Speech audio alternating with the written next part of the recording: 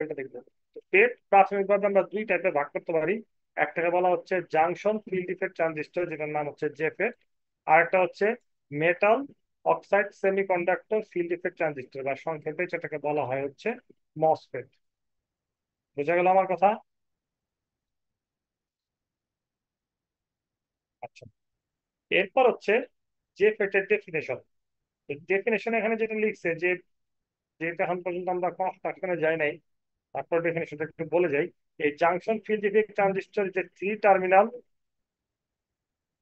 semiconductor device in which current conduction is one type of carrier that is electron or hole। আচ্ছা, যেটা এখানে বলছে সেটা হচ্ছে আমরা বিজেপির ক্ষেত্রে যেটা খেয়াল করছিলাম, যে আমাদের আহ, যে টোটাল ওয়ার্কিং স্কোয়ারের মধ্যে যেরকম ইলেকট্রন যেরকম হচ্ছে আপনার কি করতে ভূমিকা পালন করছে, এরকম হলো হচ্ছে আমাদের কি করতে ভূমিকা পালন করছে। আলটিমেটলি দুইটার কম্বিনেশন দিয়ে কিন্তু আমাদের এই যে একটা ইকুয়েশন, আমরা যেমন আমরা একটা ক্লাসে দেখছিলাম যে একটা এনপিএন ট্রানজিস্টর যদি আমরা চিন্তা করি, সেক্ষেত্রে আমাদের একটা ইকুয়েশন আসছে এরকম, যদি আপনাদের মনে থাকে থাকে যে IC equal to alpha I E plus IC, যে কমন বেস কানেকশন করি তাহলে আইসি বিও, এরকম টাইপের একটা ইকুয়েশন আমরা কি করতে পারছিলাম, প্রুফ করতে পারছিলাম।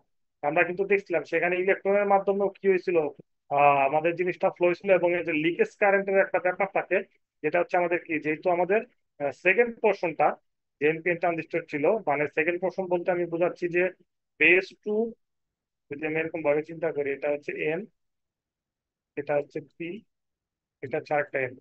তাহলে এই পাশে ছিল হচ্ছে আমাদের ইবিটার, মাঝখানে ছিল হচ্ছে আমাদের বেস, এবং এটা ছিল হচ্ছে আমাদের কালেক্টর। যখন আমাদের অ্যাম্পলিফায়ার রিজনে কাজ করছে, তখন আমাদের বেস টু কালেক্টর যে রিজন ছিল, এটা কি ছিল, এটা ছিল রিভার্স বায়াসে। তো যখন রিভার্স বায়াস ছিল, তখন এর মধ্যে আমাদের দেখছি আমরা কিছু লিকেজ কারেন্ট ফ্লো হয়েছে। এই লিকেজ কারেন্ট ফ্লো হয়েছে, তার কারণ অনুযায়ী আমাদের এখানে আইসিবিওটা চলে আসছিল, বা ক্লাসে হচ্ছে আইসিও লিখছিলাম, যদি কমন বেস ধরি তাহলে এই জন্য মাঝখানে বিটা দেওয়া হয়েছে। তো এই জিনিসগুলো আমরা ক্লাসে, গত ক্লাসে ডিটেলসে দেখছি। তো তার মানে এখানে ইলেকট্রন এবং হোল দুইটারই কিন্তু একটা প্রভাব আছে, এই জন্য এটাকে বাইপোলার বলা হয়। বাট এখানে আমরা দেখবো মেনলি যে কোনো একটা, হয়তো ইলেকট্রন অথবা হোল, এটার মধ্যে হচ্ছে আমার কি হবে, মাঝখানে কারেন্টটা ফ্লো হবে, সেই কথাটা বলছে। বোঝা গেছে? এখন কিভাবে হয় সেটা একটু দেখি।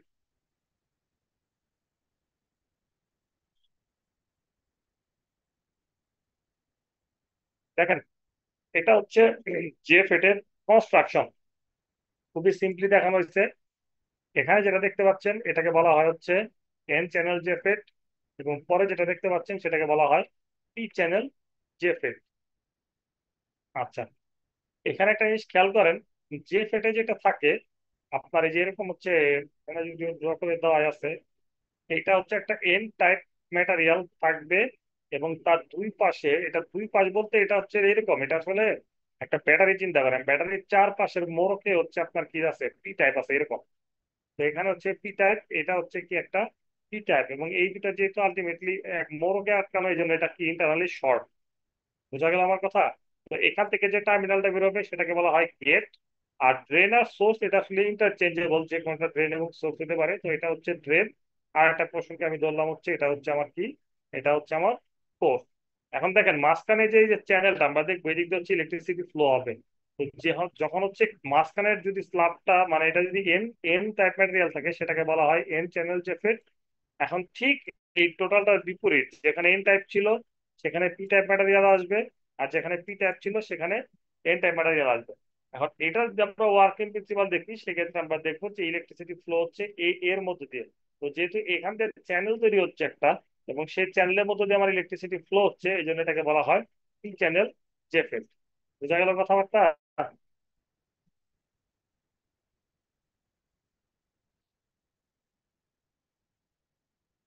আছেন ক্লাসে, আছেন নাকি নাই? জি স্যার, আশিস স্যার। বোঝা যাচ্ছে। আচ্ছা দেখেন, এই কনস্ট্রাকশন যা বললাম, এই যে উপর রিডিং করলে এখানে পাবেন। আচ্ছা, এখন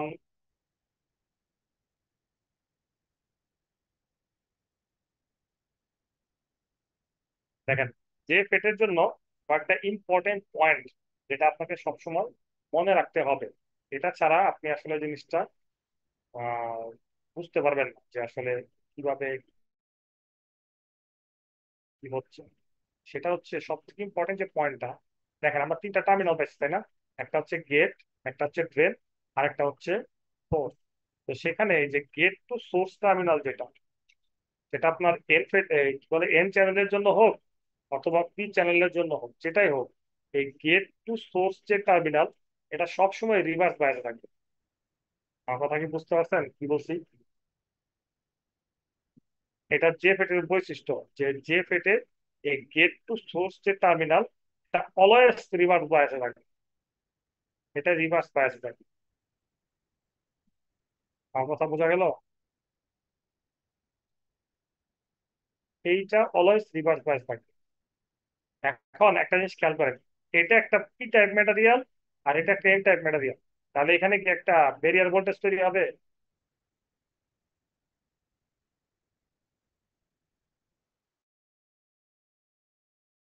হওয়া জি উচিত স্যার। তাই না?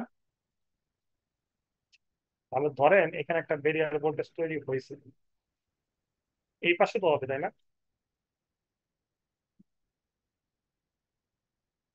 হবে না?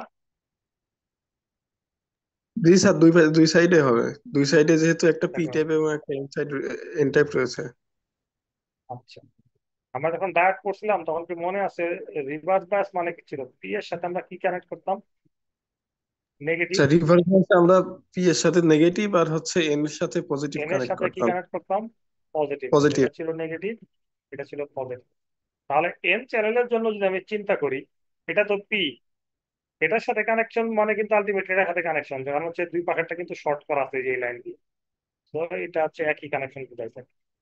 আচ্ছা, তাহলে আমাকে বলেন তো, যেহেতু আমার এই গেট টু সোর্স টার্মিনাল সবসময় রিভার্স বায়াসে থাকবে, তাহলে আমার এখানে এই পি এর সাথে আমি কি কানেক্ট করবো? এখানে কানেক্ট করবো হচ্ছে নেগেটিভ, আর এই এন এর সাথে আমার কানেক্ট হবে কি? পজিটিভ। এন চ্যানেলের জন্য তাই না? জি স্যার। আর পি চ্যানেলের জন্য কি হবে? পি চ্যানেলের জন্য তাহলে এটা হচ্ছে সোর্স, সোর্সের সাথে কি কানেক্ট হবে? নেগেটিভ। তার মানে এটা হবে কি? নেগেটিভ। আর এই পাশে হবে আমার কি? পজিটিভ। এটা সবসময়ের জন্য সত্য। এখন দেখেন, নর্মালি আমি প্রথমে এন চ্যানেলটা দিয়ে বুঝাই।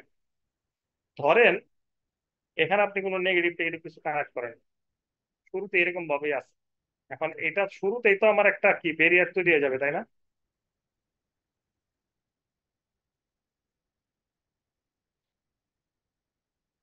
এখানে একটা ব্যারিয়ার তৈরি হবে না?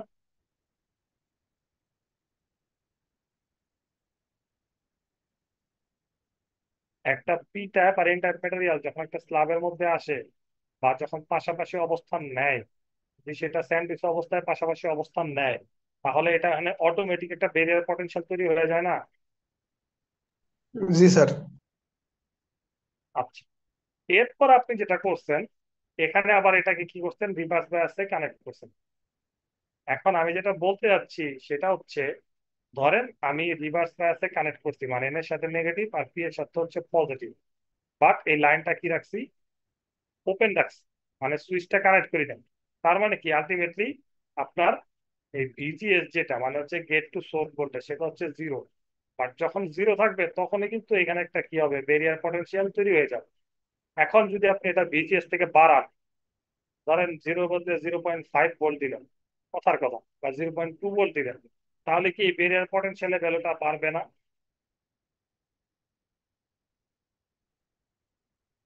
বাড়ার তো কথা তাই না? একটা ডায়োডের অ্যাক্রসে যদি আপনি এইখানে এই এইখানে হচ্ছে রিভার্স বায়াসে ভোল্টেজ বাড়ান, তাহলে ব্যারিয়ার পটেনশিয়াল কি বেড়ে যায় না?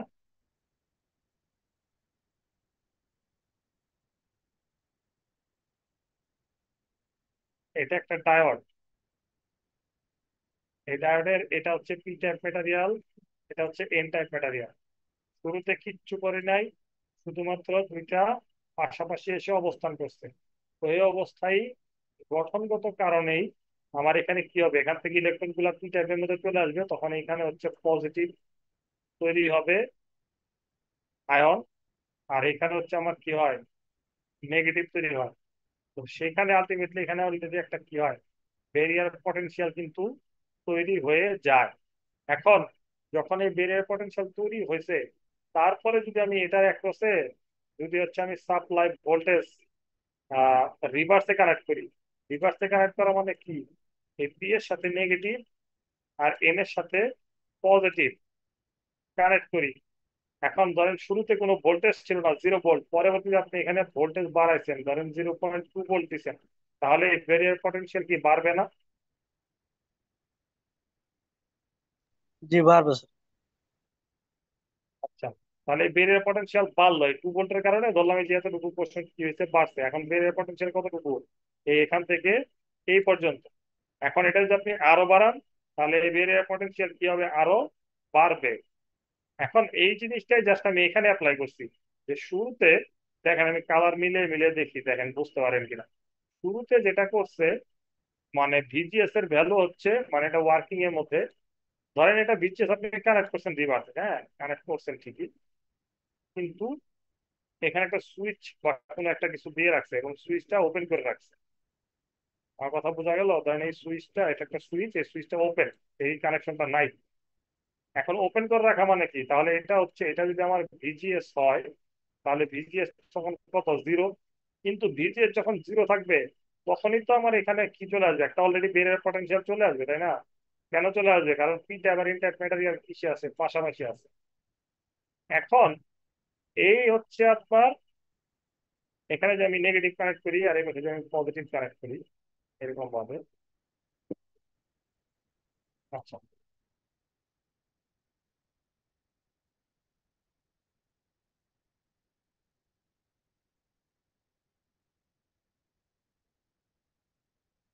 অবশ্যই।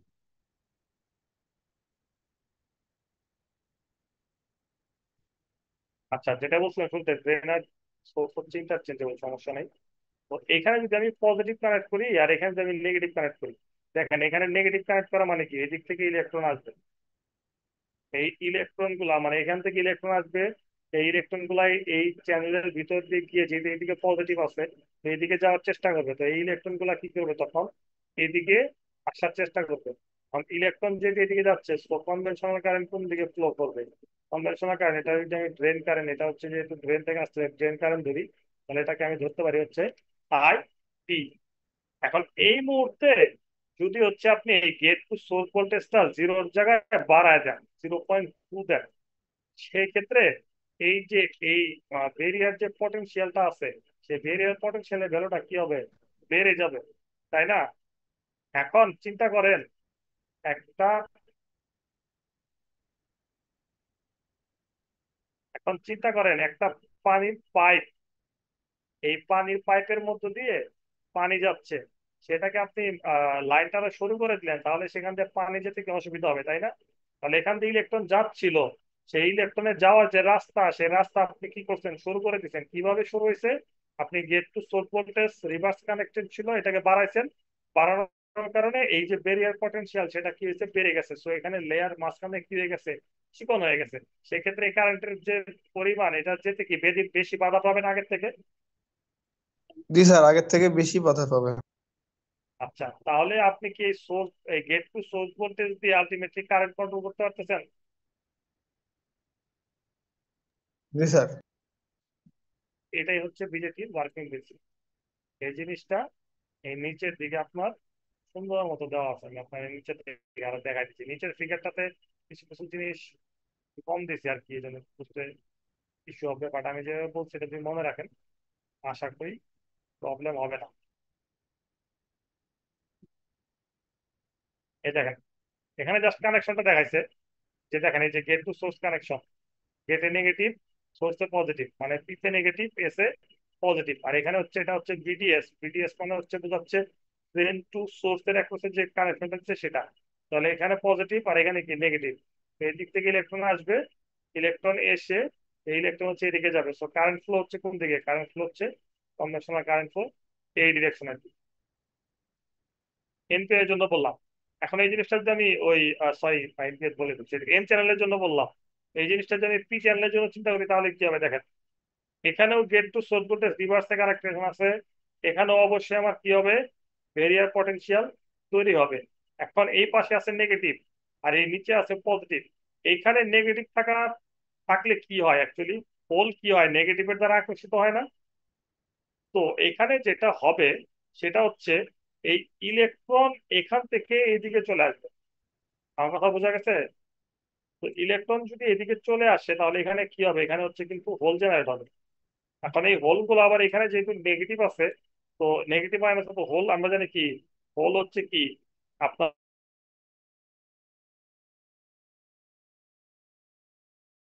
এই পরের হোলে চলে আসে। তো সেই সেন্সে আমি বলতে পারি হোলটা কি হচ্ছে, উপরের দিকে আসছে। ওই যে আমরা যে পড়ছিলাম হোল কারেন্ট ফ্লোর যে কনসেপ্টটা, সেটা। তো এখানে হোল কি হবে, উপর দিকে চলে আসবে। উপর দিকে আসার পরে এখান থেকে আবার যে ইলেকট্রন আছে সেই ইলেকট্রন গুলো আবার কি হবে, এই হোলের সাথে রিকম্বিনেশন হবে।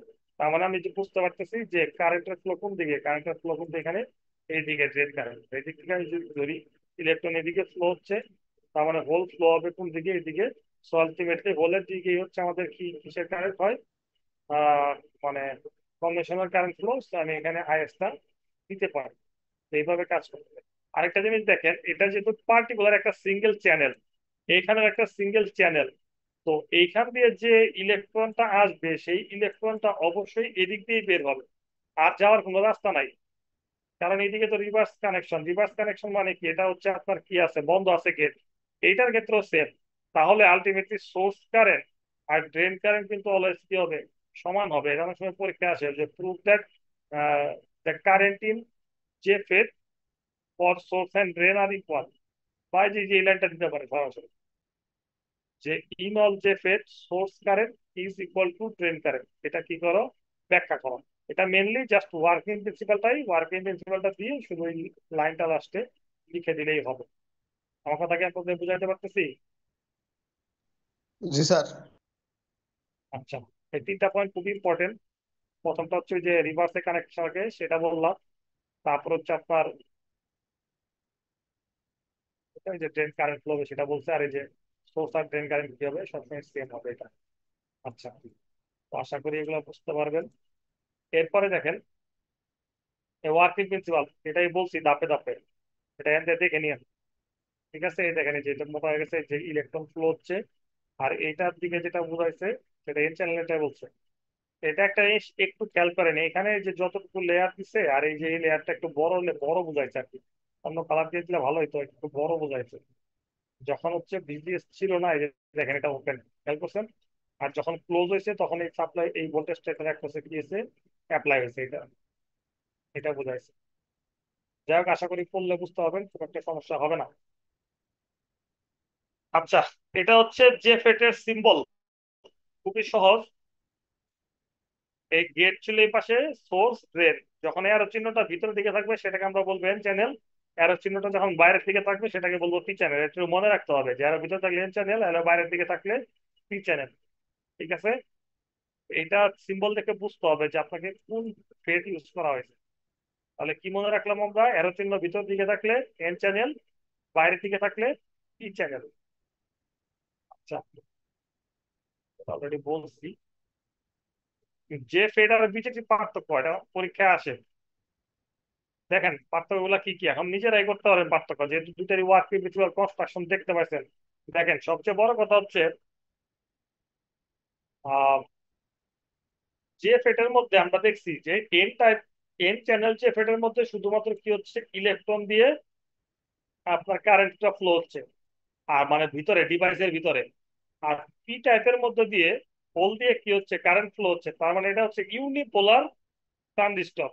বোঝা গেছে? বাট বিজেটির ক্ষেত্রে আমরা দেখছিলাম ইলেকট্রন এবং হোল দুইটাই কি করতেছে, একই সাথে কাজ করতেছে। So সেটা বিজেটি কি ছিল, এটা হচ্ছে বিজেটি বাইপোলার ট্রানজিস্টর। আচ্ছা, আরেকটা ব্যাপার যে আহ, আমরা যখন এনপিএন ট্রানজিস্টরটা দেখছিলাম, তখন যদিও আমাদের বিভিন্ন পোর্শন ফরওয়ার্ড রিভার্স এরকম আমরা একটা কম্বিনেশন করছি, চারটা কম্বিনেশন আমরা দেখছিলাম, কিন্তু নর্মালি তো আমরা এটা দিয়ে কি করি, অ্যাম্পলিফাই করি।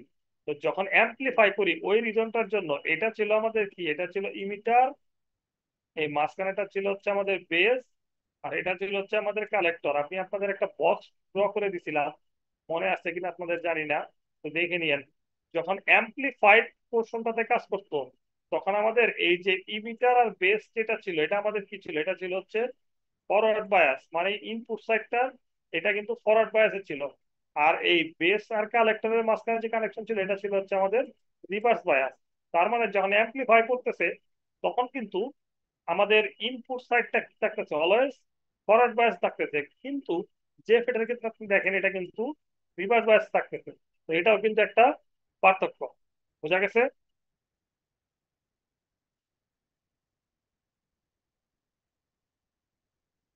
আচ্ছা,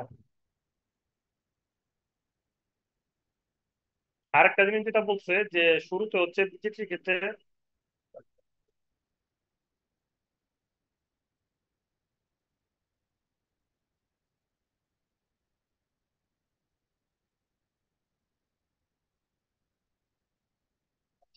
দেখেন যেহেতু রিভার্সে কানেক্ট করা থাকলে কি নর্মালি ওইদিকে হচ্ছে গেটটা বন্ধ, তো গেট যখন বন্ধ থাকবে তখন সেদিক থেকে কি কোনো কারেন্ট ফ্লো হওয়ার পসিবিলিটি থাকে? থাকলেও খুবই সামান্য। নর্মালি আমরা ধরে নিই আইডিয়ালি জিরো, বাট যদি থাকেও সেটা খুবই পরিমাণ সামান্য হবে। বাট সেই কারণে দেখেন যে পেটে যখন শুরুতে আপনার ওয়ার্কিং ক্ষেত্রে শুরু হয়, এই কারণে যে গেট কারেন্ট যেটা সেটা সবসময় কি থাকবে, শুরুতে জিরো থাকবে, বাট বিজেপির ক্ষেত্রে সেটা তুলনামূলকভাবে এটার থেকে একটু কি থাকে, বেশি থাকে। এটা দেখাইছে এই যে এখানে দিয়ে দিচ্ছে গেট কারেন্টটা জিরো। কারণ এদিকে আসলে কারেন্ট ফ্লো হবে কিভাবে? কারেন্ট ফ্লো হওয়ার জন্য তো পাথ লাগবে, তাই না? তো কারেন্ট ফ্লো হওয়ার জন্য আসলে এদিকে কোনো কারেন্ট ফ্লো হবে না, যদিও হ্যাঁ আপনি অবশ্যই কি করতেছেন, এই ব্যারিয়ার পটেনশিয়াল বাড়াতে কমাইতে পারতেছেন, বাট আলটিমেটলি এদিকে কোনো কারেন্ট ফ্লো হয় না। বাট এখানে অল্প হোক বেশি হোক কারেন্ট কিন্তু একটা ফ্লো হয়, এটা অবশ্যই হয় বেস কারেন্টের মধ্য দিয়ে। আর বেস কারেন্টের মধ্যে দিয়ে যে কারেন্ট ফ্লো হয় সেটা কিন্তু আমরা আরো দেখছিলাম, যে আমরা দেখছিলাম যে আমাদের যেরকম এই যে এনপিএন যে ট্রানজিস্টর ছিল, এখানে এন ছিল, মাঝখানে পি ছিল, আর এটা এন ছিল। দেখেন আপনাদের মনে আছে কিনা, এখান থেকে ইলেকট্রন এসে এখানে কি করতেছে, রিকম্পিটিশন হয়েছে। তখন এখানে হোলের পরিমাণ কি হয়েছে, কমে গেছে। এই হোল যে কমে গেছে এই জন্য এই বাইরে থেকেও কি করছে, এই এই এই ইলেকট্রন গুলা নিচের দিকে চলে আসছে। ইলেকট্রন চলে আসলে এখানে কি হচ্ছে, আমার অটোমেটিক হোল জেনারেট হচ্ছে। তো বেসের মধ্যে দিয়ে কিন্তু কারেন্ট কম হোক আর বেশি হোক ফ্লো হচ্ছে, বাট এখানে কিন্তু গেটের মধ্যে দিয়ে কোনো কারেন্টই ফ্লো হচ্ছে না।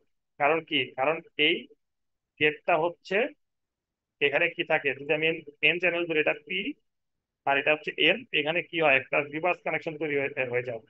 তো যেখানে রিভার্স তৈরি হচ্ছে এখানে নর্মালি কোনো কারেন্ট ফ্লো হয় না। তো এটাও কি একটা পার্থক্য। তো এই জিনিসগুলো পরীক্ষায় আসতে পারে, জিনিসগুলো দেখবেন। আচ্ছা, আমি একটু আপনাদের অ্যাটেন্ডেন্সটা নিয়ে নিই, হ্যাঁ।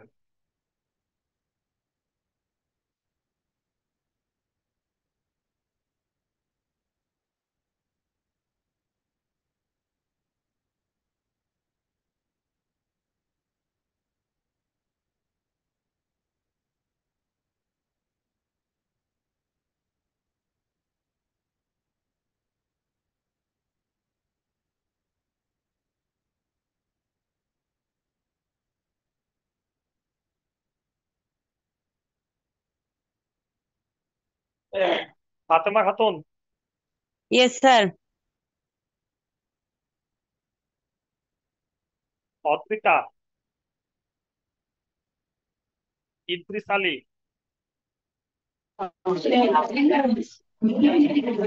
জুয়েল রানা,